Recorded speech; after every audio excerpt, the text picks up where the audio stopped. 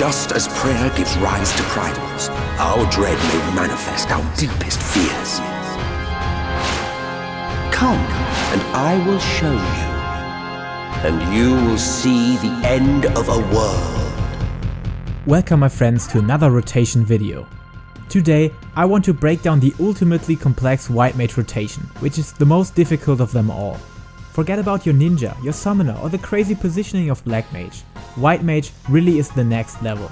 But I figured out some keen workarounds to make it flow perfectly, even when struggling with MP at a certain point of the fight.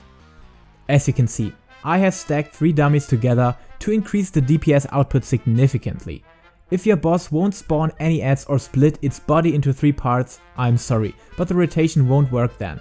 So let us hope you find a solid encounter for it. The most important thing is to grab yourself some super ethers to not run out of MP.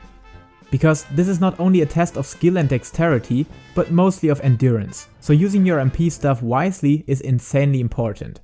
Keep in mind that only for this rotation stacking piety or just randomly having tons of this nonsense on our crafted gear will play into our hands here.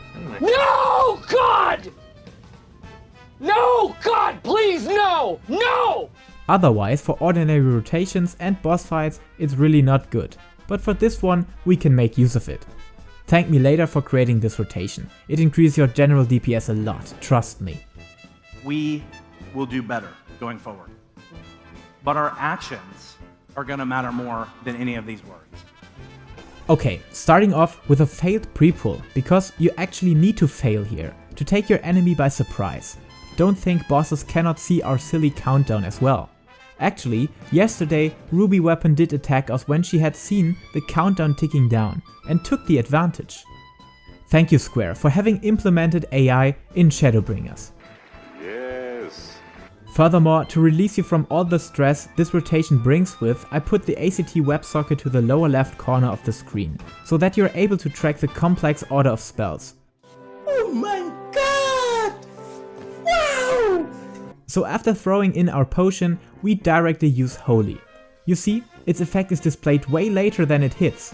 This definitely shocks your enemy, and this is the reason for its stun effect. Followed by applying our dire dots to slowly end our enemy's existence with insidious pain of death. And yes, after that just start spamming Holy. I know, it's very complicated, but you can make it. Just get used to the pattern and try to switch fingers for not having finger cramps. And yes, if you actually plan to do this rotation for a longer period, make use of your super ethers and use your lily spells to gain access to Afflatus Misery. It's a free DPS boost and having it for free is always a nice thing. I am personally so proud of what we are building, and I hope you love it too. Thank you for joining us.